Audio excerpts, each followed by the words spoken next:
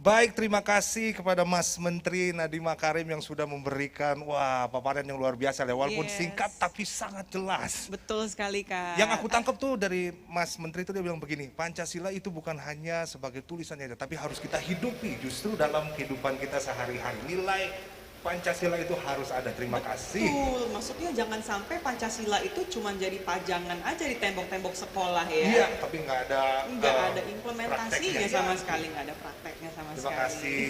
Dan juga terima kasih buat teman-teman semua, adik-adik semua yang masih join di Indonesia Pasti Bisa Expo. Yeay. Dan kita akan lanjut nih ke talk show berikutnya nih. Betul. Semoga adik-adik semua masih pada segar ya. Harus semangat, tetap Semangat semangat ya. semuanya, pokoknya kita harus selalu semangat. Harus selalu semangat karena jam-jam ini jam-jam rawan ya. Jam-jam Apalagi rawan. lagi puasa, Oh iya, betul sekali. Sekalian ngabuburit ya. sekalian ngabuburit ya. Wah, kalau gitu aku mau memperkenalkan diri aku terlebih dahulu. Aku nggak sendirian juga. Nanti ada narasumber-narasumber yang luar biasa yang sudah dihadirkan di Indonesia Expo ini. Dan yang pasti aku Marsha Mandowo bersama dengan Jolin Mary. ya, kita semua akan ngomongin tentang pemuda, pemimpin untuk masa depan. Dan kali ini kita udah narasumber-narasumber yang sangat luar biasa, Jolin. Silakan, Jolin. Kece-kece. Oh iya, dan sebelumnya nih Kak ya, Ya. mau mengumumkan juga kepada teman-teman semuanya bahwa kami di sini telah melaksanakan protokol kesehatan, yaitu tadi dengan Genos ya. Ya. Jadi di sini sangat-sangat super aman sekali. Jadi nanti narasumbernya mungkin kalau misalkan mau membuka masker juga dipersilahkan. Oh iya, karena kita udah jalanin prokes itu Kita ya. sudah menjalankan prokes. Kalau gitu aku juga buka deh, saya izin mohon buka ya Iya, Pak ya. boleh. Ya. Karena kalau aku ngomong ini berembun. Jadi aku nanti nggak bisa Kacanya ya, ngeliat Kak ya? semua, iya kacanya berembun. Jadi kita sudah jalankan prokes. So, kali ini langsung aja. Adik-adik semuanya dan juga teman-teman semuanya, di sini kita mau memperkenalkan nih narasumber kita yang kece-kece. Ya, narasumber pertama ada Bapak Agus Muhammad Solihin. Halo Bapak. Halo. Nah, jadi Bapak Agus Muhammad Solihin ini adalah analis kebijakan ahli media di Kemendikbud ya Pak ya. Betul. Wah, terima kasih ya Pak untuk terima kasih waktunya banyak, nih Pak. untuk berbagi buat kita semua yang masih Iya, pada sama-sama, semangat nih. sama-sama. Terima kasih Pak. Juga ada Kak Hendy Kristianus. Wah, ini dia. Kak Hendy Kak nih. Hendy ini luar biasa ini. Kalau kita lihat perjalanannya memberi makan buat anak-anak di pedalaman-pedalaman untuk Indonesia, wah luar biasa. Kak Hendy ini juga membangun yang namanya Tangan Pengharapan. Wah, ini juga luar biasa. Juga membantu Indonesia untuk lebih baik lagi. Wah, luar biasa ya. amazing. Asik ya, asik ya. Dan yang satu ini juga luar biasa loh. Ini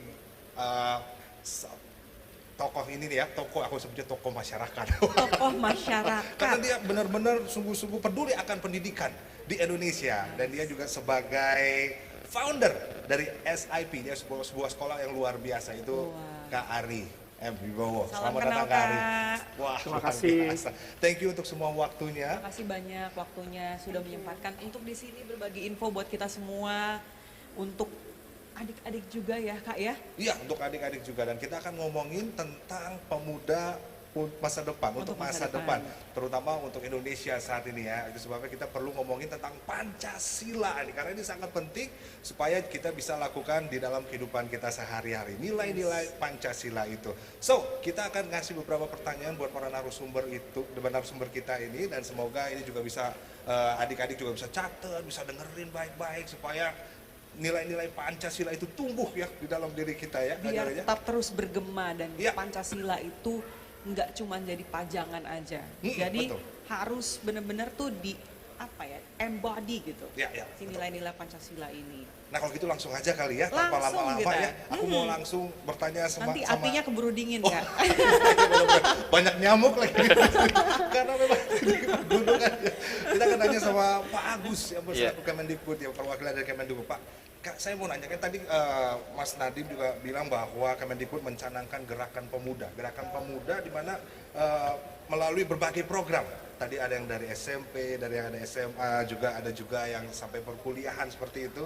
Dan kita tahu bahwa yang dibangun adalah kekuatan dasarnya, gitu ya Pak, kekuatan dasarnya.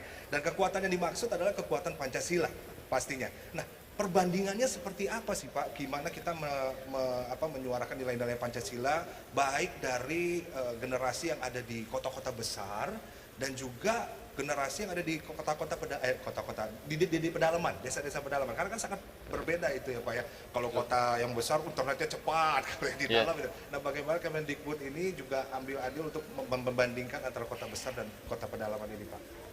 Baik, terima kasih. Tadi sudah disebutkan oleh Mbak ya terkait bahwa jangan sampai Pancasila itu hanya sebagai simbol, tapi harus kemudian nilai-nilainya terinternalisasi. Nah, pada tahun ini Mas Menteri tadi sudah juga menyinggung bahwa Kemendikbud pada tahun 2002 visi 2020-2024 sudah ditetapkan bahwa visi Kemendikbud adalah mendukung visi dan misi Presiden untuk mewujudkan negara Indonesia yang berdaulat, mandiri, kemudian berkepribadian dengan menciptakan yang namanya pelajar Pancasila. Nah, apa itu pelajar Pancasila? Itu pelajar pelajar sepanjang hayat yang mempunyai kompetensi global dan juga memiliki karakter yang sesuai dengan nilai-nilai Pancasila. Nah, ini yang kita harapkan. Dan kemudian profil pelajar Pancasila ini ada 6 dimensi yang harus dimiliki. Yang pertama adalah beriman, kemudian setelah beriman kan percaya, kemudian bertakwa kepada Tuhan Yang Maha Esa dan berakhlak mulia. Ini satu dimensi. Kemudian dimensi berikutnya adalah dimensi kemandirian. Dimensi ketiga adalah gotong royong. Dimensi berikutnya adalah bernalar kritis. Kemudian kreativitas dan yang terakhir berkebinekaan global. Nah, dalam konteks tadi bagaimana menanamkan karakter baik itu di kota maupun di pedesaan, memang ada perbedaan gaya hidup di kota maupun di pedesaan. Kalau di kota kan serba cepat, kemudian juga beragam, sementara di daerah itu lebih cenderung homogen gitu ya. Nah, kami melakukan melalui strategi yang kita namanya kampanye komunikasi. Kampanye komunikasi, baik itu yang mungkin teman-teman di media sudah kenal istilahnya yang above the line dan below the line gitu ya. Nah, ini kita lakukan. Banyak kampanye komunikasi yang lakukan baik itu melalui media-media televisi, kemudian melalui media sosial, dan kita punya laman juga, nanti juga kita punya YouTube channel, kita sebarluaskan karena memang perkembangan teknologi juga mempengaruhi istilahnya baik di kota maupun di desa. Nah, kemudian juga below the line-nya kita juga membangun jejaring istilahnya, membangun dengan komunitas-komunitas yang kita sebut dengan pertama agen penguatan karakter, kemudian juga ada fasilitator penguatan karakter dan juga yang ada dinamakan sahabat karakter. Nah, jadi tiga hal itu. Dan yang terlebih penting lagi adalah sinergitas antara satuan pendidikan, keluarga dan masyarakat. Ini sangat penting sekali. Ya. Jadi ini berarti semuanya ambil bagian ya Pak ya untuk Betul. penguatan karakter Pancasila terlebih Betul. dahulu ya Pak ya, Ya. baik yang di kota besar maupun yang di pedalaman. Dan itu harus dimulai dari kita terlebih dahulu ya Pak ya. Iya, betul. Dan keteladanan itu menjadi satu hal yang penting gitu ya. Wah, keteladanan menjadi suatu hal yang penting. Coba tolong kasih di hashtag ya. Highlight Highlight. pokoknya. Pak, saya mau bertanya juga nih Pak. Tadi kan Bapak sempat menyinggung juga mengenai sosial media dan juga mengenai kita kan memang harus bisa lebih terbuka nih kan mengenai pengaruh-pengaruh media sosial ini gitu loh. Nah, seberapa kuat sih Pak sebenarnya pengaruh melek terhadap berbagai hal ini gitu. Contohnya seperti media, ilmu pengetahuan, entertainment yang punya potensi atau memungkinkan untuk menggeser kekentalan nilai budaya Indonesia itu sendiri gitu. Terus bagaimana sih Pak sebenarnya cara menghadapinya? Jelas kan perkembangan teknologi informasi ini terus berkembang dengan pesatnya. Era globalisasi. Sehingga ini tidak, dalam artian perubahan-perubahan itu tidak bisa kita cegah, dalam artian tidak bisa kita semua tutup gitu ya. Sehingga hampir dari semua pelosok ya, baik itu dari semua segi, tadi entertain, kemudian juga terpengaruh, kemudian juga dari segi pendidikan juga terpengaruh, dan juga dari kebiasaan-kebiasaan yang dilakukan. Nah, ini tentu saja satu hal yang perlu diingat adalah bahwa teknologi tadi bagaimana caranya kita manfaatkan betul. Jadi bukan dalam artian kita hindari gitu ya, tapi kita manfaatkan betul dengan berbondalkan tadi profil pelajar Pancasila tadi. Ketika orang dalam artian punya dimensi tadi berkebinekaan global, harapannya dalam konteks budaya tadi, harapannya dia mampu untuk bisa mempertahankan budaya luhurnya, kemudian lokalitasnya dan identitasnya, tapi sementara sementara itu pun dia juga mampu untuk terbuka untuk menerima budaya dari tempat lain dan melakukan interaksi sehingga mungkin bisa jadi terjadi kemudian membentuk budaya-budaya baru yang mungkin tapi tidak bertentangan dengan budaya luhur kita gitu. Nah itu yang terkait dengan, jadi kuncinya tadi bagaimana membentuk profil pelajaran Pancasila ini. Kemudian dalam konteks tadi kemandirian gitu kan ya. Mandiri itu dalam konteks bahwa pelajar harus bertanggung jawab terhadap proses maupun dari hasil dari belajarnya itu sendiri gitu ya. Kemudian dalam konteks tadi beriman dan bertakwa, dan salah satunya di situ adalah akhlak pada pribadi terkait dengan integritas gitu ya. Nah itu juga sangat berpengaruh bagaimana sebagai pribadi gitu harus punya integritas gitu ya. Kemudian dalam konteks misalnya satu lagi bernalar kritis gitu ya. Nah dalam konteks kritis pelajar juga harus mampu bisa menyerap informasi sebanyak mungkin, tapi di satu sisi dia juga harus bisa memfilter gitu ya. Jangan sampai kemudian informasi-informasi yang tadi banyak itu kemudian mempengaruhi kita, tapi difilter gitu kan. Kemudian punya kemampuan untuk bisa menganalisis, kemudian mengevaluasi sampai bisa menyimpulkan, sampai bisa memutuskan terkait dengan mana yang baik, mana yang benar. Berarti memang itu tugas kita pribadi juga untuk memfilter apa yang informasi-informasi yang masuk ke diri kita sendiri ya Pak ya. Betul. Nah aku menarik sekali Jolin, tadi yang Pak Agus bilang bahwa memang kita tidak bisa menghentikan sebetulnya konten-konten yang mungkin dipengaruhi oleh budaya-budaya luar untuk masuk ke Indonesia dan segala macam gitu ya. Betul. Tapi untuk mengalahkannya justru kita bikin konten yang Pancasila gitu ya Pak ya. Iya, konten-konten yang positif. Ya. Dan juga ada beberapa penelitian permasalahan-permasalahan yang terjadi kaitannya dengan radikalisme, intoleransi, kemudian narkoba, kemudian masalah sosial lainnya, itu juga pengaruh dari pengaruh dari teknologi juga, dari pengaruh dari informasi-informasi tadi. Nah, kalau kita kemudian kita tidak lawan dengan konten-konten yang positif, gitu ya, maka anak-anak kita akan dijejali dengan konten-konten yang negatif tersebut. Sehingga kita justru perbanyak konten-konten yang positif untuk bisa melawan konten-konten yang negatif tersebut. Jadi Pak, sebenarnya as long as kita tuh sudah menanamkan nilai-nilai Pancasila di dalam diri kita, mau sebanyak apapun konten-konten yang dari luar itu, kita tetap masih punya kearifan lokal itu sendiri. Betul, ya Pak ya. Betul. Wah. Jadi lawan konten dengan konten juga ya Pak ya. Konten yang positif, yang menginspirasi ya. Menginspirasi, betul juga. Jadi kadang anak-anak generasi sekarang justru kan yang memang serba kritis gitu ya Pak, serba kritis dan segala macam. Masuk kontennya begini, masa begini. Justru jangan hanya kritis saja, tapi mereka juga bisa ambil bagian untuk menyuarakan tentang Pancasila, lakuin sesuatu meskipun ya subscribernya masih sedikit, nggak apa-apa gitu kan. Yang penting kita bangun terus dengan konten-konten yang mengandung nilai-nilai Pancasila, supaya konten-konten yang negatif itu bisa dilawan dengan konten-konten positif, sehingga makin banyak lagi konten-konten positif yang bisa diserap gitu, dipelajari dengan anak-anak kita untuk generasi berikutnya ya Pak ya. Betul. Waduh, bahkan tahun ini kita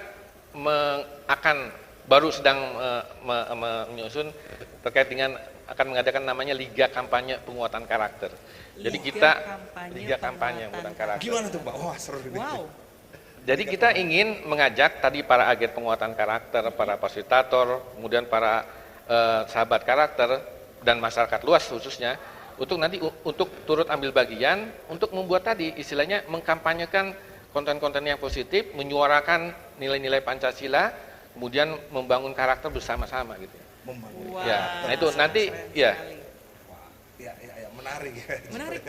Ya. Pastinya nasionalisme radikal bakalan ikut Nasionalisme dong. radikal. Indonesia pasti bisa. Indonesia pasti bisa. Ya, dan memang ke konsen dari Mas Menteri untuk tahun ini ada tiga isu dosa besar yang ingin dituntaskan, yaitu terkait dengan intoleransi, kemudian perundungan dan kekerasan seksual.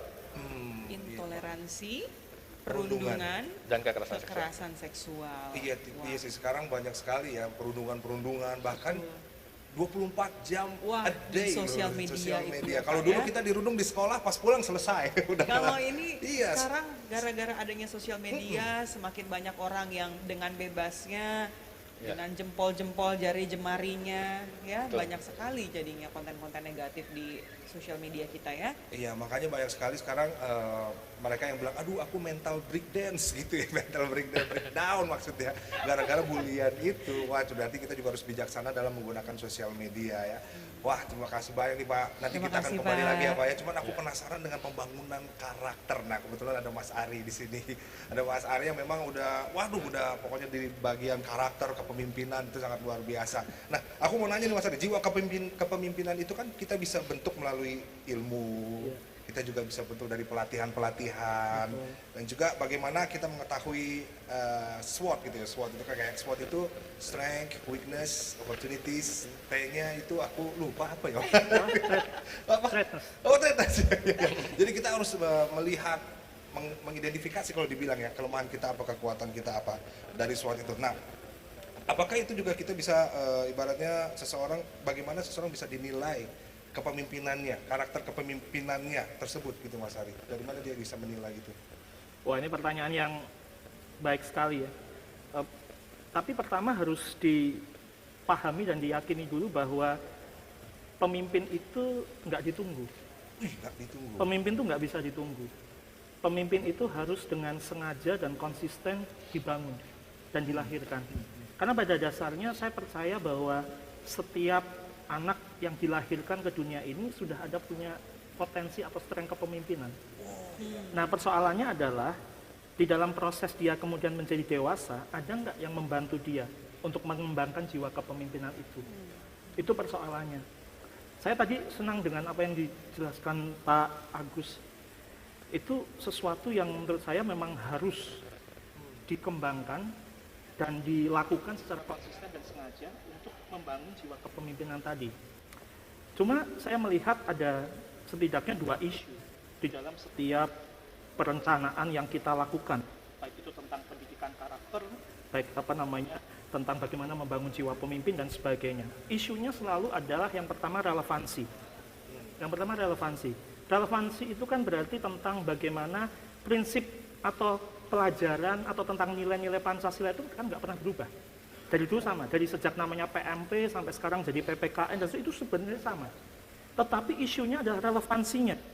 Bagaimana cara untuk mengkontekstualisasi sehingga materi atau nilai yang tidak berubah itu kemudian menjadi relevan dari generasi ke generasi. Nah, ini yang menjadi PR besar. Karena anak saya sekarang nggak bisa diajar dengan cara PMP seperti saya dulu. Wah, dia pergi dengan segala gadget dan sebagainya. Kabur ya. Kabur. Kabur. Saya setuju dengan salah satu cara untuk membangun jiwa kepemimpinan adalah konten negatif di counter dengan konten positif. Tapi persoalannya adalah gini, bagaimana cara mengukur konten positif itu berdampak bagi yang tadinya terdampak oleh konten negatif?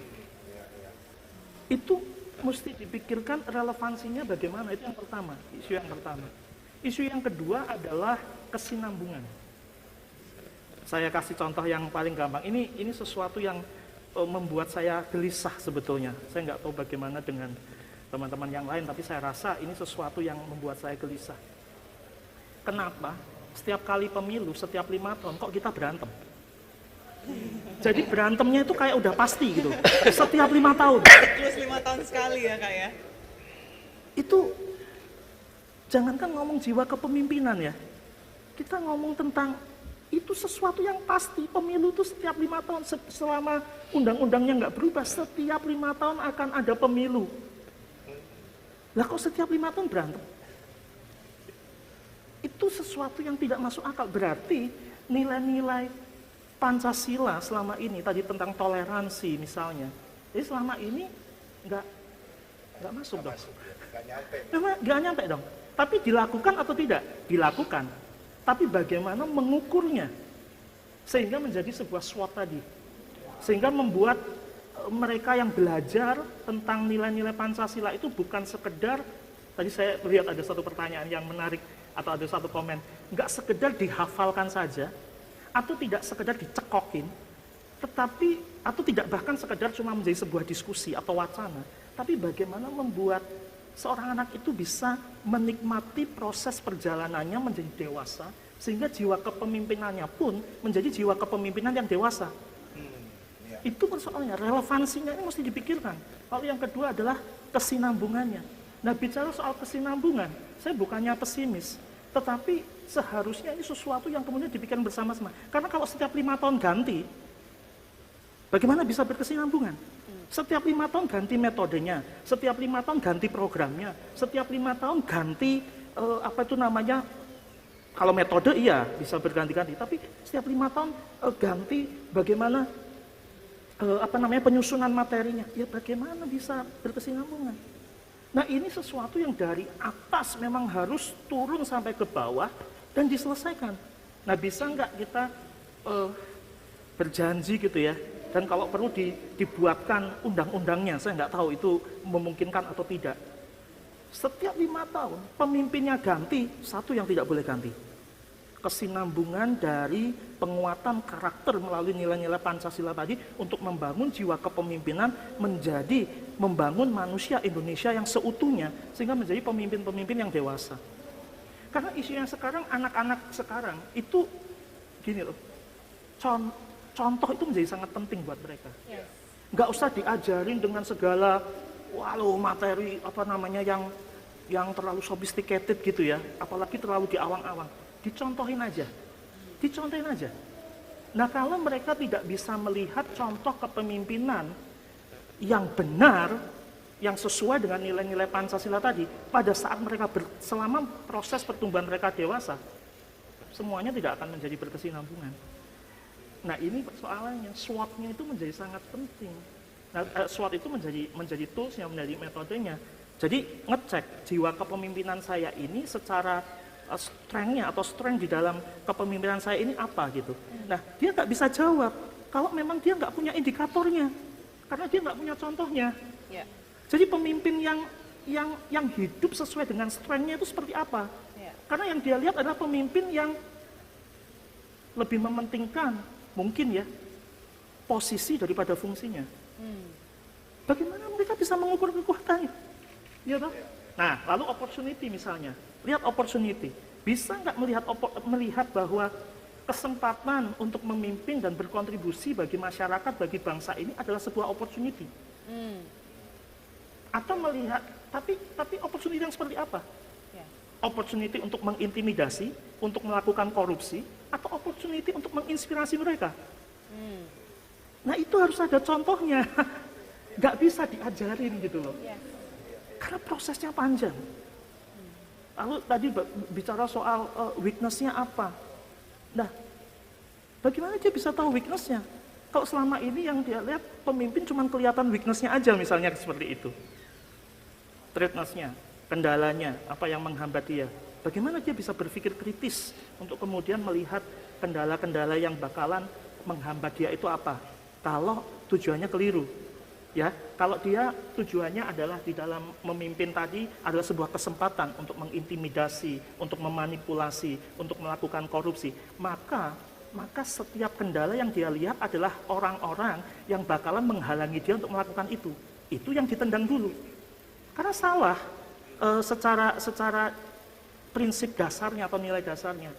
Tapi kalau dia melihat bahwa ini adalah kesempatan untuk menginspirasi, untuk menanamkan nilai-nilai luhur, meninggalkan legacy bagi generasi yang akan datang, maka dia melihat kendalanya itu adalah bukan people yang ada di sekelilingnya dia, tapi kendalanya adalah sistem apa yang masih menghambat saya untuk bisa melakukan, menginspirasi dengan lebih lagi kepada generasi yang akan datang dan meninggalkan legacy kepada mereka. Jadi SWOT-nya menjadi tidak berarti atau bahkan menjadi berbahaya atau salah kaprah kalau kemudian tadi isu relevansi dan kesinambungannya itu tidak secara serius dipecahkan bersama-sama. Saya nggak tahu, semoga menjawab. Wah, menjawab itu tidak aku sampai Itu sangat menjawab sekali. Dan sebenarnya itu yang mau saya tanyakan tadi ya, mengenai contoh ini. Pertanyaan saya selanjutnya ini mengenai si contoh tersebut tadi. Jadi karena memang peran pendidik itu sangat-sangat ya mulai dari orang tua, guru, or even lingkungan ya Kak ya. Lingkungan itu kan sangat-sangat berpengaruh sekali dalam pendidikan anak usia dini ataupun usia lanjut. Iya. gitu. Itu tuh contoh yang paling mudah diserap, seperti yang tadi kakak bilang kan. Iya. Ketika mereka melihat satu contoh, mereka pasti, apalagi anak kecil, Iya. ketika mereka melihat contoh mungkin dari orang tuanya, dari rekan-rekannya, mereka pasti akan lihat dan mereka akan serap, mereka akan lakukan lagi, gitu. Bagaimana sih Kak cara mengarahkan adik-adik kita ini untuk mengetahui contoh positif atau contoh yang kurang baik sehingga mereka dapat bijak sebagai seorang pemimpin, calon-calon pemimpin nih nantinya gitu loh. Cara mengarahkan mereka tuh seperti apa sebenarnya Kak? Oh, ini keren banget. Ini keren banget topiknya. Tadi isunya relevansi. Sepanjang sistem pendidikan kita dan pelaku para pendidik ya itu bisa menemukan sebuah strategi untuk menyampaikan nilai-nilai Pancasila dan nilai-nilai kebangsaan secara relevan, maka itu pasti bisa terjadi walaupun mereka nggak pernah lihat contohnya. Ya. Mungkin ada banyak yang, apalagi Kak Heni seringkali ke daerah, mungkin lihat ada banyak menemukan ada banyak bagaimana keluarga atau orang tua tidak berfungsi sebagaimana seharusnya. Udah gitu di sekolah, dan harapannya apa kalau udah begitu? Harapannya di sekolah, harapannya di pendidikannya, gitu. Nah, bagaimana pendidikan ini tidak menggantikan peran orang tua, tapi bagaimana sistem pendidikan kita bisa menyampaikan nilai-nilai Pancasila dan kebangsaan tadi secara relevan, walaupun mereka nggak punya contohnya. Nah, ini contoh praktis ya, saya bisa aja salah. Tapi salah satu yang saya sering bawa diskusi sama teman-teman yang ya jauh lebih muda gitu ya.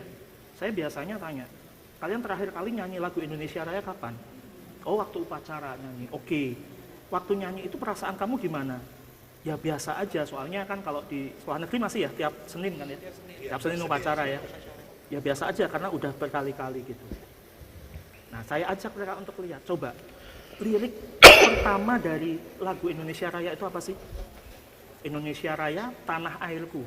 Ya tuh, Indonesia Raya, tanah airku. Itu maksudnya apa? Jadi kalau pertanyaan saya adalah gini, kalau Indonesia Raya adalah tanah airmu, tanah airku, kalau ada yang nggak beres dengan bangsa ini, siapa yang mestinya ambil tindakan? Milik saya kok. Saya punya sense of belonging terhadap apa namanya bangsa ini. Karena Indonesia tanah airku. Nah, dengan begitu, kalau ada hal-hal yang menurut kamu kurang tepat, bijak nggak ngomel di sosial media? Ngomelin pemerintah lah, ngomelin ini. Tanah airnya siapa? Kita ya. Itu satu. Terus habis itu setelah, jadi waktu menyatakan Indonesia tanah airku, itu sebenarnya adalah pernyataan identitas dan kepemilikan.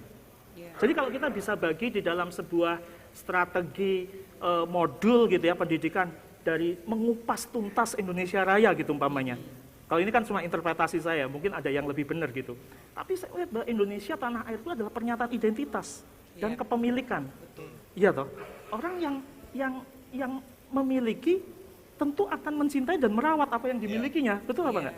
Nah itu yang pertama. Terus habis itu bicara apa? Indonesia tanah air, di sanalah aku apa? Berdiri. Ngapain? Jadi pandu. Pandu itu apa? Pengarah. Pemimpin. Jadi siapa pemimpin bangsa ini? Kita sendiri. Wow. Jadi kalau ada yang mau kita tuju, ada yang mau bangsa ini tuju, tapi itu belum tercapai, siapa yang bertanggung jawab untuk turut mengarahkan? Kita. Karena kita pemimpinnya. Jadi pandu ibuku, jadi pandu bangsa ini. Nah, itu cara diskusi yang kami bangun, yang saya bangun karena caranya untuk mengeluarkan jiwa kepemimpinan yaitu ketika apa? Ketika tidak ada atau mereka tidak pernah melihat contoh pemimpin yang benar. Ya mulai aja dengan dirimu sendiri. Nah, karena kalau kita belajar dari salah satu materinya John C. Maxwell ya, dia kan bilang dalam dimensi kepemimpinan itu ada 4. Leading down, memimpin orang yang ada di bawah kita, itu sebenarnya gampang, cuma perlu 5% dari apa namanya kompetensi kepemimpinan kita. Yang kedua leading lateral, kayak gini, kita satu level, kita saling memimpin, saling menginspirasi, itu perlu 20%, jadi 25% kan. Terus ada yang paling susah katanya, leading up. mempengaruhi keputusan yang ada di atas. Katanya itu yang paling susah. Perlu 25%, memang lebih susah sih. Tapi kalau di jumlah 5%, 20 dan 25%, itu baru 50%. Nah, 50%-nya yang paling susah adalah leading self. Jadi, kalau kamu merasa tidak punya teladan kepemimpinan dalam hidup kamu, maukah kamu yang mulai sebagai teladannya? Wow. Karena Indonesia tanah airku, di sanalah aku berdiri, stand firm sebagai pandu bangsa ini. Justru itu dulu yang harus kita lihat ya. Itu Pak. itu dulu, baru yang lainnya, hafalin ina itu 36, enggak ya, sekarang 45 butir Pancasila, itu berikutnya. Itu tapi menurut saya nggak punya latar belakang pendidikan atau sarjana pendidikan, cuma ini berdasarkan observasi, pengamatan, dan pengalaman yang dilakukan. Gitu. Saya sampai merinding, Kak. Iya, ini baru beberapa narasumber, nanti ada perlengkapan juga loh dari Kak Hedi ya. Nah, yang menarik adalah ini Mas Ari. Jadi anak-anak mungkin generasi sekarang, mungkin mereka selalu banyak membandingkan diri mereka dengan orang lain, sehingga itu kadang membuat mereka merasa minder. Aku tidak seperti kakak itu, aku tidak seperti kakak ini. Nah, gimana cara yang mungkin teknis ya, ini teknis yang membuat mereka tuh sebetulnya udah deh jangan minder sama diri kamu tuh pemimpin, menumbuhkan rasa aku pemimpin ya, karena untuk jadi influencer mereka kadang jadi takut sendiri, aduh followers aku sedikit Kak, subscriber aku nggak ada yang nonton, itu juga keluarga semua. Saya tambahkan sedikit Kak, karena mungkin suka membanding-bandingkan karena dengan sekarang adanya sosial media yang wah followersnya dia sekian gitu, saya hanya sedikit, kayak yang tadi Kak ini bilang kan. Itu jadi gimana sih Kak? Untuk membangun gitu ya, supaya pede gitu, yakin kalau saya pemimpin. Nilai dasar yang harus terus diajarkan ya, dan ini menjadi sangat penting untuk dipikirkan strateginya secara holistik di sistem pendidikan kita adalah bagaimana kurikulum pendidikan kita itu bisa membangun rasa aman di dalam setiap individu. Karena tantangan utama di dalam kepemimpinan adalah insecurity. Insecurity itu terjadi dari apa? Rasa tidak aman terjadi dari apa? Dari membandingkan. Kenapa orang korupsi? Karena ada yang duitnya lebih banyak. Di jabatan yang sama atau lebih rendah, ada yang lebih banyak. Membandingkan kan? Gimana caranya bisa sampai ke sana? Sayangnya integritasnya belum jadi. Ya jadilah seperti itu. Ya. Nah, kenapa orang memanipulasi? Sama. Karena ada yang ini bahaya nih. Kalau nggak dimanipulasi, dia nanti ya nyerobot karena dia kelihatan lebih kompeten daripada saya, nanti dia nyerobot jabatan saya. Karena apa? Membandingkan. Nah, membandingkan diri itu adalah tanda atau indikator perilaku langsung dari rasa tidak aman. Nah, bayangkan pemimpin yang memimpin dengan rasa tidak aman. Bagaimana bicara soal meninggalkan legacy kepada generasi berikutnya? Bagaimana bicara soal regenerasi, melahirkan pemimpin-pemimpin yang baru? Bagaimana bisa bicara itu? Dia sendiri nggak punya rasa aman. Dia sendiri masih merasa kekurangan. Nah, itu yang harus dibangun. Nah, ini mohon maaf ya, saya tidak bermaksud memberikan kritik, tapi ini sesuatu yang perlu dipikirkan secara serius di dalam sistem pendidikan kita. Saya tahu ada begitu banyak perubahan-perubahan dan inovasi yang sudah dilakukan, dan itu saya berterima kasih untuk semua yang sudah dilakukan di Departemen Pendidikan dan para pelaku pendidikan atau praktisi pendidikan yang lain. Tetapi maksud saya adalah seperti ini. Kita nggak pernah dikasih tahu why I do what I do. Apa sih gunanya saya belajar matematika? Apa sih gunanya saya belajar ini? Nggak pernah ditarik, ini benefitnya apa? Kalau tadi konteksnya kepemimpinan, dalam kepemimpinan itu konteks benefitnya apa? Kalau saya belajar matematika dan saya mengerti tentang matematika, apa gunanya pada waktu saya memimpin? Masalahnya kalau nggak dikasih tahu purpose-nya, integritasnya jadi dipertaruhkan. Jago matematika, malah jadinya korupsi. Kan hitung-hitungannya bagus loh. Loh iya kan? Loh iya kan? Kan hitung-hitungnya bagus. Cara memanipulasinya bagus. Apa namanya, sikut kanan, sikut kirinya bagus karena dia jago. Hitungannya jalan, dia berhitung. Nah, tapi karena nggak punya rasa aman. Nah, cara membangun rasa aman, menurut saya ya, kalau tadi konteksnya adalah kurikulum pendidikan, eliminasi. Eliminasi program-program yang tidak membangun ke arah sana. Sehingga bisa fokus dengan sedikit program, kan less is more. Sedikit program tapi dalam dan betul-betul mencapai tujuan, indikator keberhasilannya bisa diukur, relevan dan berkesinambungan. Harus berani eliminasi. Maksudnya kalau maksud kita ya, saya nggak tahu, jangan kita deh nanti kayaknya, saya. Dari semua yang saya pelajari dulu, 10% yang kepake. Iya, Saya. betul. Lah kenapa nggak fokus sama 10% aja? Tapi jadi, Iya. eliminasi. Ya. Itu kuncinya untuk, dan yang kedua, membiasakan diri untuk nggak gini. Di beberapa sekolah udah dibuangkan ranking kan. Iya. Ranking itu nggak perlu. Kenapa? Ranking itulah salah satu penyebab rasa tidak aman. Karena penilaian seseorang bukan soal gini. Kalau matematika saya 5, matematikanya Kak Marsha 8, saya pasti dibilang bodoh di matematika. Iya. Nah, tapi tadi kalau pelajaran seni rupa gitu misalnya, kesenian gitu. Kak Marsha ini konsisten nilainya. 3, 4 gitu ya. Jelek dong. Iya kan? Tapi matematikanya 8, 9. Saya sebaliknya, kesenian saya 9, 10, 9. Tapi matematika saya 5. Kok saya nggak pernah dibilang kamu itu kekuatannya adalah di seni? Iya. Tapi sebaliknya saya dibilang kamu bodoh. Karena Karena matematika. ukurnya adalah hanya matematika. Betul. Nah, dari 40 siswa, yang ranking 39, ranking 40, bisa jadi nilai A-nya itu cuma 1 atau 2 mata pelajaran. Tapi dia strength-nya adalah itu. Nah, kalau dia nggak dilihat strength-nya itu, itulah kenapa dia nggak punya rasa aman. Dia akan membandingkan dengan yang lain, oh yang namanya anak pintar itu yang rankingnya di atas. Lalu dia berpikir, bagaimana caranya saya bisa dapat ranking di atas? Integritasnya nggak kebangun, nilai-nilai Pancasila belum meresap, ya nyontek.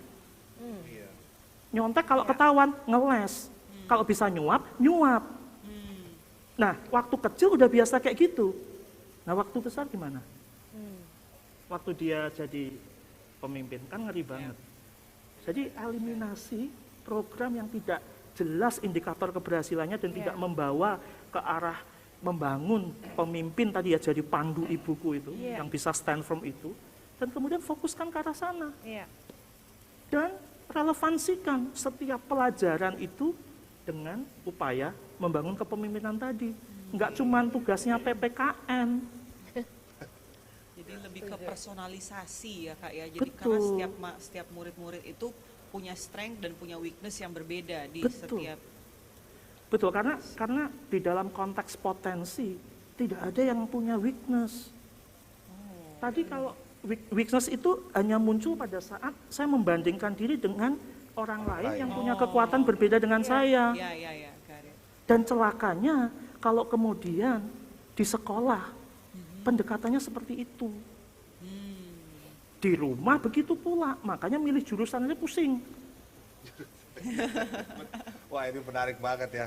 Nanti kita akan balik ke Pak Agus juga tentang program pemerintah yang juga justru menguatkan apa yang menjadi kekuatan dari karakter ini masing-masing anak-anak muda ini. Tapi sebelumnya, wah sekarang kita tanya ke Kak Hedi juga Hai nih. Kakak cantik. Silakan Kak Jolin, ya ampun, ini biasanya kalau wanita dengan wanita ngomongnya lebih panjang. Kakak cantik ini aku selalu melihat video-videonya di grup-grup di Sosial media, handphone, di sosial media. Biasanya tante saya yang kirim loh Kak, karena dia ternyata fans beratnya Kakak nih. Kenal tante-tante ya? Kak, aku mau bertanya nih Kak, dari sisinya Kakak, bagaimana sebenarnya pandangan karakter Pancasila menurut Kakak sendiri searah dengan perjalanan yang telah dilakukan oleh Kakak selama ini? Dengan kegiatan-kegiatan Kakak, apa yang kakak lakukan? Menurut kakak seperti apa? Kalau bicara penerapan Pancasila dalam apa yang saya kerjakan lewat Yayasan Tangan Pengharapan, tentunya keadilan sosial bagi seluruh rakyat Indonesia. Bahwa saya percaya bahwa pendidikan itu hak semua anak di Indonesia ya. Dan pada kenyataannya, kalau tadi Marsha sempat bilang, apa yang Kak Heni lihat tentang Pancasila di seluruh pelosok Indonesia, apakah anak-anak Indonesia merasakan dan mempercayai dan mengerti itu? Saya bersyukur mereka kurang ngerti sih kayaknya. Kenapa? Karena kalau anak-anak di Indonesia paham bahwa ada salah satu sila yang berkata keadilan sosial bagi seluruh rakyat Indonesia, mungkin mereka akan kecewa dengan Pancasila. Karena kenyataannya, jangankan internet ya, kalau bicara tadi soal konten sosial media dan sebagainya, saya mau bilang bahwa di seluruh Indonesia listrik aja belum ada ya, belum rata gitu loh. Jangankan internet ya, telepon aja nggak bisa. Makanya guru-guru yang ada di seluruh pelosok Indonesia ini tidak menjalankan amanahnya, digaji tapi tidak ada gitu kan. Kami menemukan banyak sekolah-sekolah yang tutup 6, 8, sampai 20 tahun. Berarti 4 generasi buta turuk. Kemana guru-guru yang digaji pemerintah? Nggak jelas. Nah lalu bagaimana penerapan Pancasila kalau teladannya nggak ada? Kalau tadi bicara lagi nyambung lagi soal teladan yang mereka bisa lihat. Saya yakin dengan apa yang Kak Ari sampaikan tadi, udah semua bener deh. Kalau saya gurunya, Kak Ari dapat 100 aja ya. Jadi saya rasa tadi saya udah nggak perlu ngomong apa-apa karena saya setuju sama semua yang Kak Ari sampaikan gitu. Tapi penerapannya di lapangan ya, karena saya kan praktisi di lapangan yang keliling kebelusukan ke pelosok-pelosok Indonesia. Jadi saya lihat begini, sebagai teladan itu sulit dicari. Kenyataannya guru nggak ada, kedua pemimpin daerah pun kurang berfungsi. Kalau mau lihat keteladanan Pancasila ya. Lalu implementasinya untuk dimengerti oleh anak-anak di bangsa ini secara menyeluruh. Kuncinya menurut saya ujung tombaknya guru. Kalau kita bicara sejak kita bertumbuh dari kecil sampai dewasa, yang pegang peranan terpenting itu dalam hidup kita adalah guru. Kita semua ada di sekolah dari TK sampai SMA. Tapi siapa guru kita? Itu menjadi masalah. Tolak ukurnya adalah keberhasilan pemerintah untuk mendidik guru-guru, pendidik-pendidik itu sendiri untuk menghasilkan generasi seperti apa. Pertanyaan saya yang pertama, berapa banyak orang yang tertarik untuk jadi guru di bangsa ini? Kenapa? Karena jadi guru identik miskin. Kedua, lalu mereka yang memilih jurusan jadi guru, itu mereka siapa? Maaf, mereka yang tidak punya biaya untuk kuliah yang lain. Yang kedua, mereka yang mungkin nilainya pas-pasan, kuliah guru paling gampang. Yang ketiga, cari kerjaan paling gampang jadi guru. Yang keempat, mungkin orang tuanya guru. Yang kelima, mungkin dia punya mimpi jadi guru karena melihat guru di sekolahnya waktu dia kecil kan gitu. Saya pernah dengar di negara lain, saya nggak sebut namanya, bahwa pekerjaan sebagai guru adalah sebuah pekerjaan bergengsi. Setara dokter, bicara soal kesejahteraannya, bicara rasa aman. Jadi guru tuh aman banget karena gajinya besar katanya. Lalu siapakah guru-guru di negara ini? Untuk jadi guru, jadi dosen apalagi haruslah lulusan terbaik dari setiap universitas. Bisa dibayangkan anak-anak didik yang dihasilkan oleh orang-orang sehebat itu. Mari kita ukur keberhasilan kita dalam melahirkan para pendidik dulu, menurut saya itu.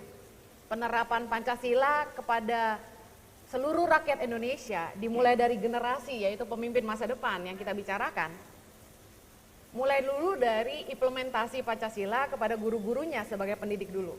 Terlepas dari keteladanan, mengertikah guru-guru itu tentang Pancasila? Yang saya tahu guru-guru demo-demo terus, gajinya kurang. Bahkan di pedalaman gaji honor guru nggak dibayar, mereka mogok ngajar. Makanya Tangan Pengharapan dalam setahun bisa kirim 128 guru yang kami gaji sendiri untuk mengajar di pelosok Indonesia supaya lampu sekolah jangan mati gitu ibaratnya. Anak-anak ini tidak boleh ditinggalkan bodoh gitu. Sebenarnya yang kita perjuangkan apa? Saya setuju Kak Ari bilang mulailah dengan diri kita. Kontribusi kita jangan cuma wacana, tapi apa yang kita bisa gitu. Itu dulu sih, menginspirasi lewat apa yang kita bisa. Kemudian pertanyaan berikutnya tadi, daripada kepanjangan kan bro? Gak apa-apa sih, terus aja Kak, biar kita juga banyak belajar. Santai Kak, kita justru malah pengen belajar nih dari kakak nih, karena saking menginspirasinya sekali. Berarti apa yang kita ajarkan buat generasi berikutnya ini sangat penting ya Pak Agus ya, Pak Iya. Kaheni juga. Ini sangat penting apa yang akan kita turunkan nanti buat generasi di bawah kita berikutnya seperti itu. Nah menurut Kaheni sendiri pemimpin yang seperti apa yang patut disebarkan? Pemimpin yang seperti apa yang patut kita sebarkan justru bagi kaum penerus bangsa kita nih, anak-anak ini nih, yang melihat contoh kan tadi ya. Ya, jadi yang tadi Kak Ari sampaikan tuh, saya 100% setuju ya.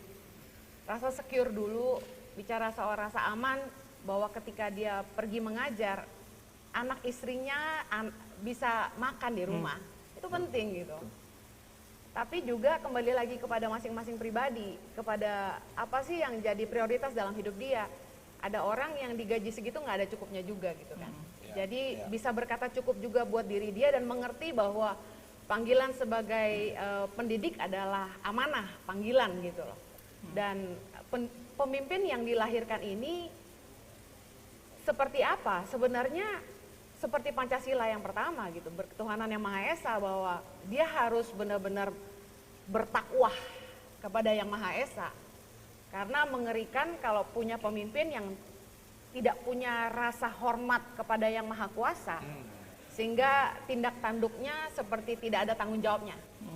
Bunuh orang sembarangan gitu kan, berbuat curang, korupsi tanpa rasa takut. Saya nggak tahu dengan teman-teman di sini, tapi integritas itu bermula dari rasa takwah kita kepada yang Maha Kuasa menurut saya ya, bahwa sekalipun manusia tidak tahu, ada yang tahu gitu, bahwa sekalipun tidak ada yang melihat, ada yang lihat. Itu dulu deh gitu. Nah, bertakwahkah kita kepada yang Maha Kuasa? Dan kemudian yang kedua, tentu nilai integritas itu penting, bahwa kita tidak mementingkan kepentingan diri sendiri, tapi kepentingan orang banyak. Kita nggak mengorbankan rakyat untuk kita. Negara ini nggak maju bukan karena nggak ada pemimpinnya, tapi siapa yang jadi pemimpin itu masalahnya. Karena untuk jadi pemimpin di bangsa ini tergantung beberapa hal. Yang pertama edukasi kan. Karena untuk caleg aja minimal harus S1. Nah, bagaimana dengan opportunity yang tadi disampaikan? Apakah kesempatan itu ada buat seluruh anak-anak di Indonesia untuk duduk menjadi pemimpin di bangsa ini, untuk memajukan daerah mereka? Saya rasa itu pertanyaan besar, karena untuk bisa S1 itu mimpi bagi mereka. Lulus SD, SMP aja udah bagus. SMA itu jauh bro. SD itu jalan kaki kurang lebih ya 1-6 jam tiap hari, PP, buat anak-anak di pelosok. Itu pakai sepatu ya? Oh ya, belum tentu pakai sepatu bro. Dan seragamnya, jangan ngomong ya, model terbaru, bolong di mana-mana. Banyak angin Sletingnya ya, Kak? udah nggak ada, ya banyak anginnya, AC nggak perlu ya. Nah jadi untuk jadi S1 tuh mimpi banget buat mereka gitu loh. Edukasi menjadi sangat penting di situ. Bagaimana kita bisa melaksanakan pendidikan yang adil dan merata buat seluruh anak Indonesia. Nah saya dan suami berjuang untuk menyekolahkan, kami punya mimpi melahirkan 1000 pemimpin buat Indonesia. Kami bangun 10 sekolah berasrama di seluruh Indonesia. Jadi terlepas dari 70 titik kami di seluruh Indonesia, di mana kami mengadopsi sekolah-sekolah SD negeri di pedalaman-pedalaman yang tidak ada guru, tidak punya fasilitas belajar yang baik. Kami hadir di situ dan menolong anak-anak, termasuk dalam pemberian makanan bergizi buat mereka. Kami mensortir anak-anak yang menurut kami punya kriteria yang cukup untuk dapat kesempatan untuk jadi pemimpin di daerah itu. Kami sekolahkan, kami adopsi dari mulai SMP sampai kuliah. Dan mimpi kami adalah setelah kami bisa sekolahkan mereka sampai selesai, tentu dengan penerapan nilai karakter yang baik supaya mereka tumbuh jadi pemimpin yang luar biasa buat daerah mereka. Saya selalu pesan begini sama mereka, jangan pernah lupa dari mana kamu berasal. Berjuanglah buat daerahmu, pulanglah jadi pemimpin bagi bangsamu. Nah ketika mereka kembali ke daerah mereka, saya yakin mereka akan memajukan tanah air gitu. Nah kembali lagi, edukasi penting. Yang kedua, untuk bisa jadi pemimpin di bangsa ini, jalurnya adalah harus punya koneksi. Kalau kita nggak punya koneksi di dalam, sulit bro, gitu kan. Yang ketiga, kalau kita mau jadi pemimpin di bangsa ini, kita harus punya money. Untuk ada partai politisi yang bisa support kita butuh uang. Kemudian jadi pemimpin, ketika terpilih pun banyak hutang. kapan mereka punya waktu untuk berkontribusi bagi rakyat kalau bebannya sedemikian besarnya gitu loh. Nah saya percaya gini, kenapa saya berjuang buat anak-anak pedalaman? Hanya orang yang pernah ngerti makan susah, sekolah jauh, dan hidupnya mimpi untuk bisa menyelesaikan sekolah. Dan ketika mereka bisa punya itu, mereka ingat dari mana mereka berasal dan mereka berjuang buat daerah mereka gitu. Saya pernah mengalami di mana untuk kuliah saya mesti berjuang dan bayar sendiri. Saya harus kerja keras gitu. Dan karena itulah hari ini saya berjuang buat anak-anak yang nggak bisa sekolah gitu. Nah, saya percaya mimpi ini nggak boleh berhenti sampai di sini. Legacy yang tadi Ari bilang bahwa kita harus turunkan, ini saya turunkan ke anak-anak didik kami bahwa, hey, Mama Heni satu hari nanti nggak ada lagi. Tapi kalian semua harus meneruskan perjuangan ini. Bahwa Indonesia harus maju lewat kalian. 1.000 anak dari seluruh Indonesia yang kami mau sekolahkan sampai selesai. Kami mau kirim kembali ke daerah-daerah mereka. Dan saya punya mimpi, mereka akan memajukan bangsa ini buat kita sama-sama. Wow, wih, merinding loh. Merinding kan? Iya, disatukan narasumber itu luar biasa loh. Ya ampun, ya, nanti kita akan ngobrol lagi, kita akan melihat pertanyaan-pertanyaan yang mungkin Yap. adik-adik udah nungguin, aku pengen bertanya nih Kak. Nah tadi sebetulnya ada pertanyaan yang cukup menarik, di mana tadi dia berkata bahwa kalau dulu kan memang ada seperti yang tadi Kak Ari bilang, ada PPKN, ada PMP dan lain sebagainya. Nah, mengapa ini dari Charles Tumble, gitu ya. Mengapa PMP semenjak dini tidak dihidupkan kembali dan kegiatan kebudayaan disemarakan serta pendidikan di sekolah diperbanyak diskusi sekaligus penyelesaian masalah daripada cuma menghafalkan saja. Nah, kira-kira bagaimana nih Pak Agus nih dengan pertanyaan ini, mengapa PMP semenjak dini tidak dihidupkan kembali? Karena dulu kan kita juga ada PPKN juga dan lain sebagainya. Dan apakah ada metode lain selain PMP supaya Pancasila juga tetap melekat di generasi yang akan datang ini Pak Agus? Ya, baik. Terima kasih. Pak Charles itu ya. Jadi saya jawab terkait dengan esensinya dulu. Tadi terkait juga, kalau boleh saya menjawab juga tadi apa yang dibahas oleh Pak Ari. Mas Ari ya, Mas Ari. terkait dengan Dan relevansi Kak Heni, dan kesinambungan gitu. Wah, Saya setuju dengan hal tersebut. Oleh karena itu Kemendikbud pada saat ini terkait dengan tadi saya disampaikan di awal bahwa visi Kemendikbud 2020-2024 adalah mendukung visi misi Presiden supaya menjadi Indonesia, mewujudkan Indonesia yang berdaulat, mandiri dan berkepribadian dengan menciptakan tadi Pradal Pancasila. Nah, karena ini menjadi visi Kemendikbud, maka seluruh unit yang ada di Kemendikbud, termasuk unit pelaksana teknis yang ada di daerah, itu merujuk pada visi tersebut. Termasuk juga dalam konteks dari program-program yang dilakukan, termasuk istilahnya tadi, baik itu melalui kurikulum, pembelajaran, kemudian itu masuk ke situ. Sehingga nanti dalam konteks bagaimana mengimplementasikannya, dalam relevansinya akan masuk ke baik itu kurikuler maupun ekstrakurikuler maupun intrakurikuler. Bahkan kemudian juga ada istilahnya budaya sekolah dan juga berbasis masyarakat. Dan satu lagi yang perlu juga dalam mewujudkan hal tersebut, kita juga bersinergi dengan tadi komponen-komponen masyarakat, ya, seperti contohnya Kak Heni nih, kami sangat berterima kasih sekali dengan adanya Kak Heni. Kalau ada Kak Heni misalnya ada 10 atau 100 saja, wah ini selesai semuanya, gitu ya. Namun demikian kan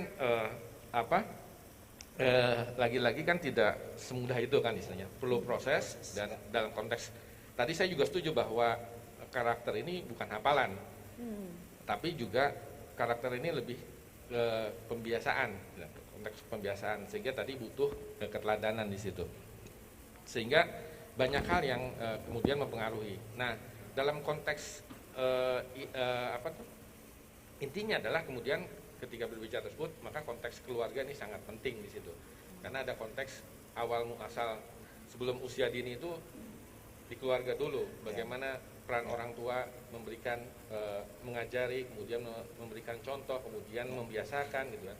Proses-proses ini yang kemudian harus dilakukan. Nah, yang jadi pertanyaan sejauh mana orang tua bisa paham terhadap itu.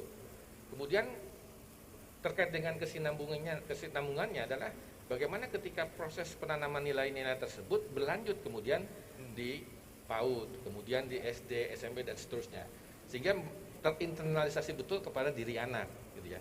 Nah, pengaruh lingkungan juga sangat berpengaruh terhadap tumbuh kembang anak tersebut, gitu ya.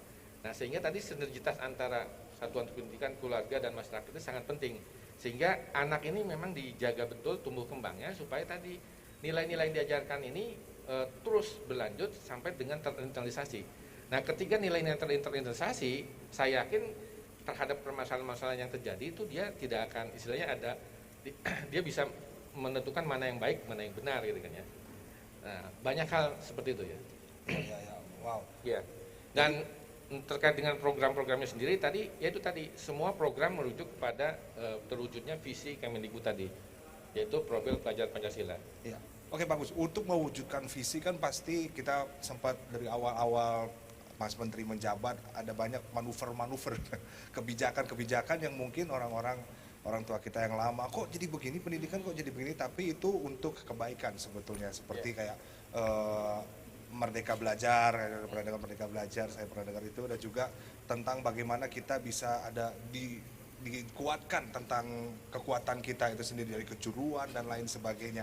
Nah, seberapa berat sih untuk meyakinkan masyarakat Indonesia, khususnya orang tua ataupun yang lainnya, tentang kebijakan-kebijakan baru yang mungkin Kemendikbud sedang buat untuk Indonesia yang lebih baik lagi? Baik. Yang paling susah kan ketika seseorang menghadapi perubahan. Iya, itu dia. Ya kan? Itu kan padahal perubahan itu sesuatu yang pasti gitu kan ya. Sementara yang lain tidak gitu. Nah, terkait dengan hal tersebut memang Mas Menteri ini mengeluarkan dalam bentuk episode gitu ya. Dan semuanya dalam konteks kebijakan Merdeka Belajar.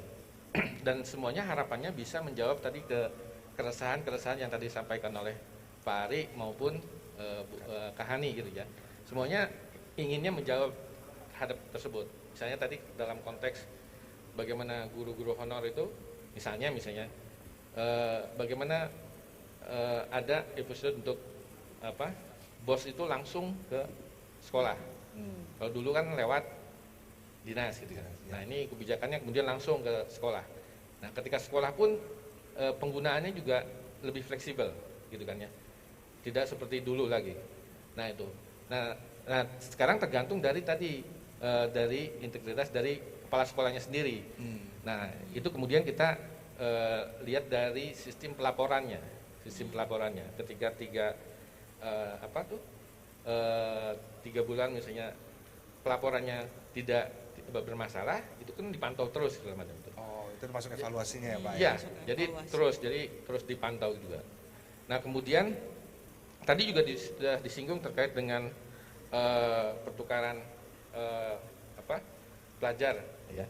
Dalam konteks itu sebenarnya juga bagaimana mengatasi keberagaman tadi gitu kan ya. Supaya semua saling belajar antar satu daerah dengan daerah lainnya. Jadi dan kami terus terang mohon bantuan dari semua lapisan masyarakat untuk sama-sama membenahi permasalahan ini kan permasalahan pendidikan, apalagi permasalahan karakter ini tidak bisa dilakukan sendiri. Ini harus bisa dilakukan secara bergotong royong. Wow. Terima kasih. Berarti sekarang memang pemerintah juga dibantu dengan yayasan-yayasan Kak Heni dan juga sedang bersama-sama untuk membangun pemimpin untuk masa depan sih yang sesuai dengan Pancasila. Tapi dalam itunya kan nggak mudah ya, Kak ya. Dalam perjalanan kita banyak ketemu obstacles, banyak ketemu struggles. Nah, di situ justru kita bersama-sama untuk memajukan dunia pendidikan di Indonesia. Wah. Tapi betul sekali sih, saya setuju dalam sekali. Dalam konteks ini juga ini pasti bisa deh. Wah. Iya, Indonesia pasti bisa. Iya. Walaupun sulit belum tentu itu tidak bisa ya, Pak ya. Pasti bisa. Pasti bisa. Tapi memang saya setuju sekali dengan apa yang Bapak barusan sampaikan gitu. Karena memang menurut saya there is no such thing as a one man show. Sekarang itu sudah saatnya untuk berkolaborasi. Bukan lagi, kalau zaman dulu kan semuanya pada mau cari panggung sendiri-sendiri gitu ya. Sekarang sudah bukan saatnya seperti itu lagi. Sekarang sudah saatnya mari kita sama-sama berkolaborasi, berkontribusi, dan sama-sama kita memajukan Indonesia untuk Indonesia yang lebih baik. Gitu. Ya, kalau boleh kasih komentar, makanya pendidikannya mesti strength based. Karena kolaborasi yang berhasil itu bukan sekedar gotong royong bersama-sama, tapi gotong royong yang didasarkan pada kekuatan spesifiknya masing-masing. Dan itu yang menjaga integritas. Kalau kekuatan saya bukan cari dana gitu misalnya, ya saya jangan melakukan itu. Lebih baik saya kolaborasi dengan yang memang kekuatannya itu.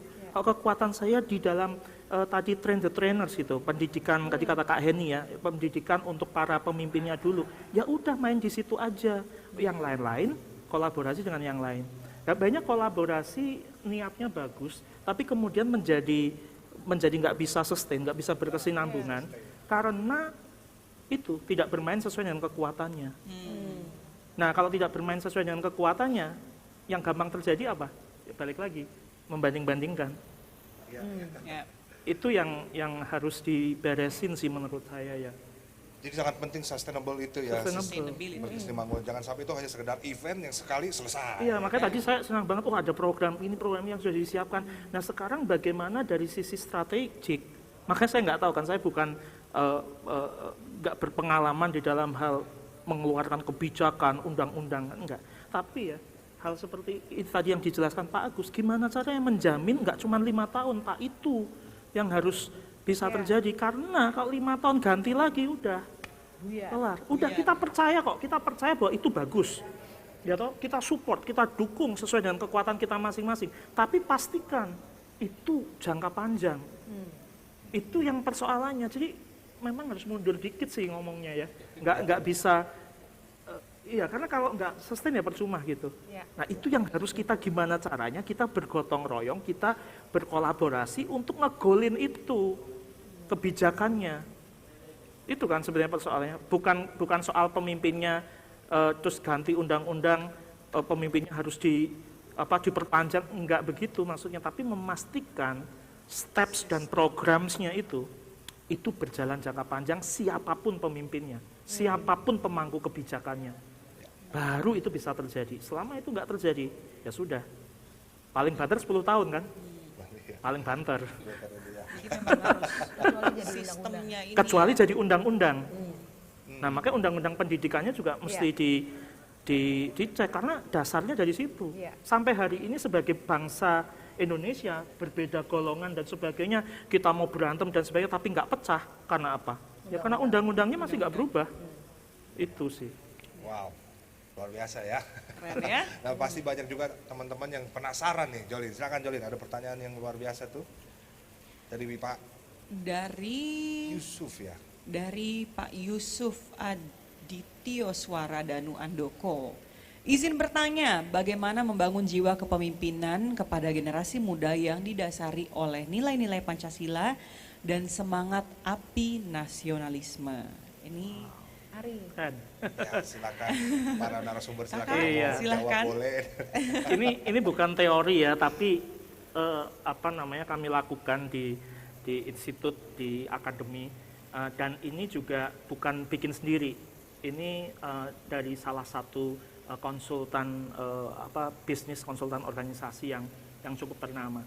Ada 4 komponen yang harus diperhatikan dan secara konsisten harus dilakukan untuk tadi membangun jiwa Pancasila dan api nasionalisme. Yang pertama adalah komponen membangun pemahaman dan keyakinan. Jadi semua mesti dicek, apakah sistem pendidikan kita, apakah cara kita berdemokrasi, cara kita berpolitik dan sebagainya, itu membangun pemahaman dan keyakinan terhadap bahwa memang nilai Pancasila itulah yang seharusnya dihayati dan diamalkan. Itu udah paling benar gitu. Nah, apakah membangun pemahaman dan keyakinan itu? Kenapa saya perlu menghayati dan mengamalkan nilai-nilai Pancasila itu? Kenapa saya perlu membangun jiwa nasionalis? Nah, apa nih secara steps dan program untuk membangun pemahaman dan keyakinan itu? Nah, yang kedua, kalau membangun pemahaman dan keyakinan sudah ada kira-kira planning, rencananya, gambarannya seperti apa, mekanisme formalnya masih diperkuat. Makanya tadi saya bicara soal undang-undangnya bagaimana. Mekanisme formalnya dibuat karena gini, kalau orang sama seperti gini ya, kalau kita berlalu lintas ya, kenapa kamu nggak mau melanggar lampu lalu lintas?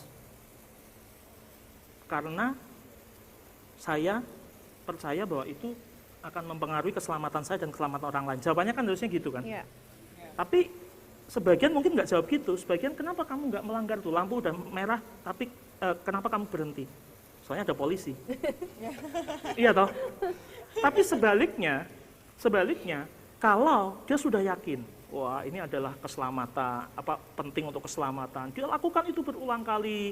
Tapi sebenarnya dia lihat nih, yang lain melanggar didiemin, ya kan? Lama-lama goyah nggak? Goyah juga. Jadi membangun pemahaman dan keyakinan perlu didukung oleh perkuatan mekanisme formal. Tapi jangan mekanisme formalnya yang di atas dari pembangunan pemahaman dan keyakinan. Itu nantinya cuma jadi hafalan. Dan orang melakukan atau tidak melakukan sesuatu karena alasan yang salah. Dan itu bukan pemimpin. Karena pemimpin tahu kenapa saya mengambil keputusan ini, kenapa saya melakukan ini, dan kenapa saya tidak lakukan ini. Sekalipun apa yang keputusan yang saya ambil mungkin tidak menyenangkan semua orang. Tapi saya bisa mempertanggungjawabkannya. Karena I know why I do what I do.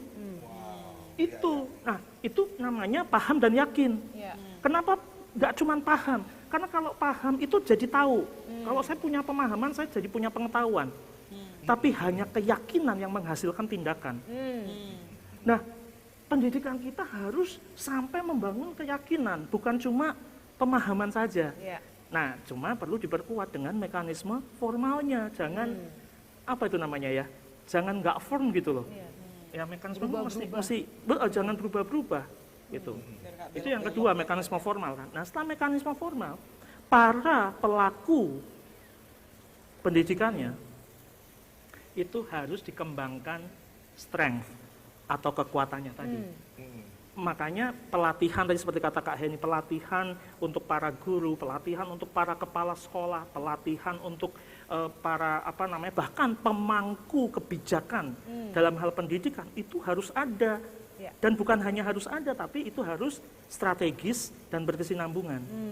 Jadi tadi membangun pemahaman dan keyakinan, memperkuat mekanisme formal, lalu kemudian mengembangkan kekuatan atau kompetensi. Nah, yang terakhir, itu yang tadi kita bicarakan di awal. Dan mungkin yang paling penting, role modeling. Peneladanan. Karena banyak yang, oh ya saya jadi teladan tapi salah. Karena teladannya itu telat makan edan gitu. Makanya sibuk cari makan sana-sini, kusak-kusuk gitu. Yang penting saya makan, saya kenyang gitu. 4 hal itu, kalau itu bisa didesain menjadi sebuah kurikulum pendidikan kebangsaan, Pancasila dan nasionalisme, pasti terjadi. Dan cara pertama kali paling mendasar apa sebelum ngomong itu? Kapan sih seseorang tadi yang nanya siapa? Kapan sih kita itu bisa disebut sebagai pemimpin? Ayo, kapan kita mulai disebut sebagai pemimpin? Apakah pada saat kita kemudian menduduki posisi tertentu, dikasih jabatan tertentu? Pada saat, aku boleh bantu jawab Kak? Boleh. Tapi nggak tahu, Boleh. correct me if I'm wrong ya. Boleh Correct me banget. if I'm wrong. Pada saat kita bisa mempertanggungjawabkan apa yang kita perbuat. Betul sekali. Dan bicara soal pertanggungjawaban yang kita perbuat, itu adalah kita layak disebut pemimpin pada saat di kepala kita, di pikiran kita, dan di hati kita mulai ada orang lain selain diri saya sendiri. Itu pemimpin. Selama dia belum bisa seperti itu, jangan dikasih jabatan pemimpin. Rusak nggak karu-karuan. Ya, gitu caranya. Itu caranya. 4 hal tuh gitu. Tapi aku tuh kadang juga jadi deg-degan sendiri loh. Kan tadi kan kita harus melakukan kebenaran gitu ya. Yang benar lampu merah stop bukan gara-gara ada polisi. Tapi kalau benar-benar ini bangsaku nih, ini Indonesiaku, buang sampah pada tempatnya. Justru kadang kita mau lakuin kebenaran itu, misalnya lampu merah, ada yang mau lewat nih. Terus lampu merah, yang mobil belakang klakson, ten. Padahal lampu merah, itu kita yang takut tuh. Waduh, salah apa ya? Salah mana kita yang benar? Atau nggak belok kiri, padahal nggak ada tulisan belok kiri boleh langsung. Terus ada yang kasih lampu, ada yang klakson. Itu jadi kita yang terintimidasi. Padahal nggak perlu ya. Kalau kita lakukan kebenaran, kita cinta, diam, ini yang benar, gitu ya. Ya itu, ya? tadi kan, keputusan seorang pemimpin itu tidak bisa menyenangkan semua orang. Makanya kalau saya lihat seorang pemimpin itu bagaimana dia bisa atau berpotensi untuk memimpin dengan baik, biasanya yang saya lihat 2 hal. Kalau saya mau milih, kan kadang-kadang kalau mau pemilihan itu kan nggak ngerti ya, ini nggak kenal kan sama yang dipilih gitu, ini siapa. Biasanya saya browsing, saya lihat yang pertama adalah bagaimana cara dia memimpin keluarganya. Karena itu kan unit terkecil dalam masyarakat. Kalau dia memimpin yang sedikit aja nggak bisa, memimpin yang banyak ya belum tentu bisa gitu loh. Itu yang pertama. Lalu yang kedua adalah bagaimana cara dia di dalam mengambil keputusan. Apakah dia pemimpin yang sekedar populis ya, mengambil keputusan yang penting populer, padahal enggak. Seringkali mengambil keputusan-keputusan yang benar itu enggak populer. Nah, dia berani nggak mempertanggungjawabkan tadi? Itu. Ya, setuju. Terima kasih ya, Kak Arya. Ini ada pertanyaan lagi nih, mungkin ini pertanyaan dari penonton yang terakhir sepertinya ya. Nanti kita juga akan pertanyaan 2 terakhir, yang satu dari penonton ini mungkin untuk Pak Agus selaku perwakilan dari Kemendikbud. Nanti juga aku pengen penasaran sih sama Kak Heni ini sebagai wanita gitu ya. Kok pede gitu jadi untuk memimpin, untuk melakukan sesuatu. Biasa kan kadang keder-keder gitu kan ya. Tapi sebelumnya ini ada pertanyaan dari Ivel Walalangi. Sebenarnya program prioritas yang telah didesain oleh Kemendikbud Ristek, kalau sekarang ada riset dan teknologi ya, untuk memajukan kualitas SDM itu seperti apa? Kalau sudah direalisasi programnya, bagaimana evaluasinya? Silakan Pak. Baik, sebenarnya ini kembali tadi ke visi Kemendikbud. Ya. Mungkin saya perlu juga cerita gitu ya, terkait dengan bagaimana terkait dengan visi misi Presiden bahwa ingin visi 2045 itu salah satunya adalah untuk SDM Indonesia yang berkualitas. Kan? Nah, ketika berbicara tersebut, maka kemudian ada tuh strateginya, ada 3 strateginya terkait dengan bagaimana pemenuhan terkait dengan layanan dasar, kemudian terkait dengan produktivitas. Makanya di dalam konteks produktivitas itu salah satunya adalah terkait dengan pendidikan tinggi dan vokasi tadi. Kemudian yang ketiga adalah terkait dengan gerakan nasional revolusi mental. Nah, ini terkaitannya dengan pembangunan karakter. Nah, ini 3 strategi ini yang menjadi istilahnya dalam untuk mewujudkan SDM yang berkualitas itu. Nah, kemudian diterjemahkan di Kemendikbud dalam konteks untuk mewujudkan tersebut adalah mempersiapkan SDM unggul itu dengan tadi mewujudkan pelajar Pancasila. Nah, yang dimana perpaduan pelajar Pancasila tadi pelajar yang sepanjang hayat, pembelajar sepanjang hayat, ini kan long life learners, kemudian juga tadi kompetensi global, diantaranya adalah bernalar kritis, kemudian kreativitas, kemudian juga memiliki karakter yang sesuai dengan nilai-nilai Pancasila gitu. Nah, ini perpaduan itu yang dapat memajukan kualitas SDM tersebut. Dan bagaimana tadi program-program ini dilakukan tadi dengan melakukan terinternalisasi dalam proses pembelajaran, dalam konteks dalam kegiatan-kegiatan ekstrakurikuler, kemudian juga ada pembiasaan-pembiasaan di sekolah, dan juga terkait dengan bagaimana kolaborasi dengan masyarakat untuk mewujudkan hal tersebut. Dan kebijakan-kebijakan yang tadi juga sudah ditetapkan sampai saat ini sudah masuk ke episode ke-10 kalau nggak salah. Episode ke-10. Jadi di awal itu terkait dengan bagaimana ujian nasional dihapuskan, kemudian diganti dengan assessment dan survei karakter. Kemudian juga terkait dengan program organisasi penggerak, sekolah penggerak dan lain-lain, dan guru penggerak gitu ya, terkait dengan memajukan kualitas SDM tersebut. Dan karena ini masih berproses, sehingga secara evaluasi belum kelihatan secara utuh, namun demikian mudah-mudahan nanti bisa terlihat bagaimana dampaknya dalam konteks pendidikan itu dampaknya itu tidak bisa terasa 1 tahun 2 tahun, tapi bisa dalam jangka panjang. Namun harapannya tadi bisa menjawab semua permasalahan yang tadi kita bahas bersama gitu ya. Dan ujung-ujungnya adalah semua yang dilakukan adalah walaupun ada yang senang atau tidak senang, intinya adalah bagaimana untuk kepentingan anak-anak bangsa kita. Wah, itu dia. Kepentingan generasi berikutnya ya, pemimpin-pemimpin masa depan. Wah, Jolin. Seperti judul kita ya, Kak, seperti judul kita, pemuda, pemimpin untuk masa depan. Kira kamu ada pertanyaan buat Kak Heni? Sebenarnya ada. Terakhir nih, pertanyaan terakhir nih. Waduh. Sebenarnya ada. Jadi nggak apa-apa ya, Kak. Aku rebut pertanyaanmu. Iya. Kak, sebagai sesama perempuan nih kan, pengen tanya nih heart to heart. Karena Kita ngapain? Kita diam aja. yang lain Kita antar cowok-cowok, wanita. yang lain cowok-cowok numpang. Siap. Maaf Siap. ya, Pak. Kak, jadi gini Kak, aku tuh sering dapat kendala sering dapat kendala sebagai seorang wanita yang ingin berbuat lebih untuk bangsa dan negaranya. Aku tuh sering mendapatkan apa ya bahasanya? Kalau diskriminasi kayaknya agak terlalu harsh ya. Tapi kurang lebih seperti itulah ya, gitu. Dipandang sebelah mata gitu ibaratnya. Iya, dipandang sebelah mata karena kita ini kan masih apa ya? Ya gimana ya? Mungkin masih belum banyak orang yang percaya bahwa emansipasi itu ada dan nyata. Gitu. Nah, dari kakak bagaimana kakak sendiri sebagai seorang wanita ketika kakak mau berbuat lebih nih dengan tangan pengharapan dan semua yang kakak laksanakan, bagaimana cara kakak tuh men-tackle itu gitu ketika orang ada ngomong sesuatu seperti itu? Jadi aku percaya gini, kalau kita datang tanpa kepentingan, tapi kita datang dengan kebaikan, nggak akan ada yang nolak itu sih. Jadi kemanapun saya pergi, saya jelasin ke masyarakat bahwa saya datang bukan untuk agama, meskipun saya penganut agama Kristen. Saya bilang saya datang bukan untuk agama, saya datang bukan untuk politik. Saya datang untuk menolong anak-anak Anda. Jadi saya buktikan itu selama 13 tahun melayani rakyat Indonesia, menolong lebih kurang 10.000 anak Indonesia di pedalaman. Saya tidak pernah memaksakan agama yang saya anut sendiri. Kami menolong semua anak Indonesia apapun agamanya dan memberikan peluang buat mereka. Terlalu banyak orang yang ketika dapat posisi tidak berfungsi karena mereka datang bukan dengan hati. Tapi mereka punya alibi. Maksa banget ya harus ada i-nya semua. Tapi intinya gini, sejauh kita datang itu dengan niat hati yang tulus, semua niat baik itu disertai oleh Yang Maha Kuasa yang tidak mungkin menjadi mungkin.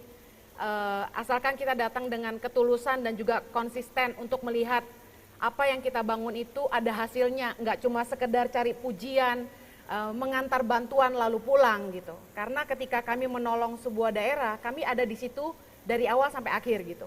Untuk menemani masyarakat, memikirkan dari sudut anaknya dan kemudian masyarakatnya apa yang harus kami bangun gitu. Seperti memberikan pelatihan keterampilan pertanian dan sebagainya supaya anak-anaknya ke depan bisa disekolahkan, memberikan bantuan modal usaha tanpa bunga, ternak untuk pendidikan anak supaya modal untuk anak-anak mereka sekolah. Kami datang itu tanpa ada kepentingan. Jadi hadirlah dengan satu motivasi yang tulus, murni. Menurut saya itu salah satu elemen yang penting untuk jadi seorang pemimpin di bangsa ini. Bahwa kita nggak boleh jadi teladan dalam tanda kutip, telat makan langsung edan. Tapi sungguh-sungguh jadi teladan bahwa kita hadir untuk melihat Indonesia lebih baik ke depan. Bukan karena kita ingin perut kita yang maju ke depan. Kurang lebih gitu. Oke, wah adik-adik teman-teman kita kasih tepuk tangan buat Kita ketiga kasih tepuk tangan. narasumber kita yang luar biasa ini. Luar biasa hari ini Kita ya. sama-sama bilang yuk Pak Agus, Kak Heni, Kak Ari, kita sama-sama bilang Indonesia pasti Pasti bisa. Oke, 1, 2, 3. Indonesia pasti bisa. Wow. Terima kasih banyak semuanya. Mudah-mudahan bisa menjadi inspirasi buat adik-adik semua di rumah ya kakak ya. Iya, karena kita melihat nih adik-adik yang ikut semua mereka adalah calon-calon pemimpin masa depan untuk Indonesia. Indonesia. Wah, untuk itu kita dari Indonesia pasti Nasionalisme bisa, nasionalisme radikal. Kita mau memberikan Hadiah nih sedikit, Hadiah, sedikit. cindera mata. cindera mata Untuk untuk narasumber kita. Narasumber. Yang pertama mungkin untuk, dan yang dekat dulu kali ya. Untuk Kak Kari, terima kasih. Ini juga untuk Kak Heni. Terima kasih banyak Kak Ari. Terima kasih banyak Kak Heni. Terima kasih banyak Pak. Ini juga untuk Pak, mungkin boleh bisa memberikan buat Awas kena api Kak katanya, kata Bapak. Pak, terima kasih boleh banyak dipakai Pak. sekalian langsung Kari. Oh, Ekmel. Boleh langsung dipakai Kak Heni, Kak Ari, juga Pak Agus. Senang banget ya kita live dari Hotel Pullman ini. Dan juga setelah ini juga pasti nanti akan ada acara lain yang lebih Betul menarik sekali. juga ya. Ada performance loh. Ada performance. Ada performance. Di sini ada performance loh. Dan juga besok juga masih ada acara juga. Dan Yes, juga ada workshop yang aduh penting. Ada workshop, ada performance, dan juga nanti makin ada lagi banyak talk show lagi yang lainnya. Iya betul banget. Jangan lupa follow Instagram @nasionalisme Radikal. Wah, supaya kita menjadi anak-anak nakal yang mencintai bangsa Indonesia. Jadi Kak, dulu waktu pas aku pertama kali share mengenai nasionalisme radikal, orang-orang tuh sebenarnya pada tanya kayak, Kak apa sih Kak kok nakal, kenapa nakal gitu. Nah akhirnya mulai pelan-pelan aku jelaskan, oh nakal itu artinya nasionalisme radikal, begini. Dan mereka tuh sangat-sangat antusias sekali. Betul-betul sangat-sangat antusias karena mereka betul sangat mendorong sekali gerakan nasionalisme anugerah. Wah, iya. Penting ya untuk kita mencintai bangsa kita, Yes. Indonesia. Dan Kita menjadi akan foto Pancasila. bersama Siap. dulu.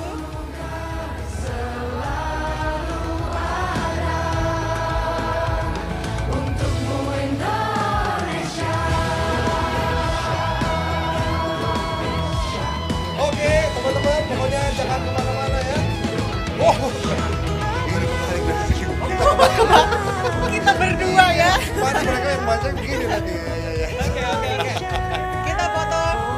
Kita pasti buktikan Indonesia. Satu lagi salam Pancasila. Salam Pancasila. Jangan kemana-mana, tetap